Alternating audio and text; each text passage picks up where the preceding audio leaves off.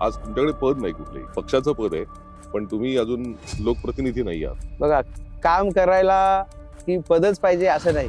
हम्म. मी समाजसेवा ही लहानपणापासून करतो. जेव्हा मी शाळेत होतो तेव्हापासून आता इथे परिसर आता एक 20 वर्षांनंतर हा मोठ्या प्रमाणात वाढलेला आहे. घरातलं माणूस जातं आणि त्यानंतर अंत्यविधी करायची वेळ येते. जर कोणाकडे पैसे नसतील तर फार मोठा प्रश्न उभा राहतो. तुम्हाला आताच सांगितलं मी की असे मध्ये आमचे जे लोक राहायचे ते सर्वसामान्य म्हणजे मोलमजुरी करून लोक ते पोट भरणार आहे. तर अशी जेव्हा जो प्रसंग येतो ना त्यावेळेस पैसे जवळ नसायचे. मग ते नसायचे तर मग आता ही विधी तर पूर्ण झाली पाहिजे. तुमचं राजकीय जीवन, सामाजिक जीवन आम्ही बघितलं. घरच्यांचं काय म्हणणं आहे? घरच्यांचा पाठिंबा कसा आहे? माझ्या बहिणी 7 आहेत, आई आहे, मिसेस आहे, 2 मुलं आहेत. मी खरोखर सांगतो माझ्या परिवारावर ह्या सेवेमुळे खूप दुर्लक्ष होतंय.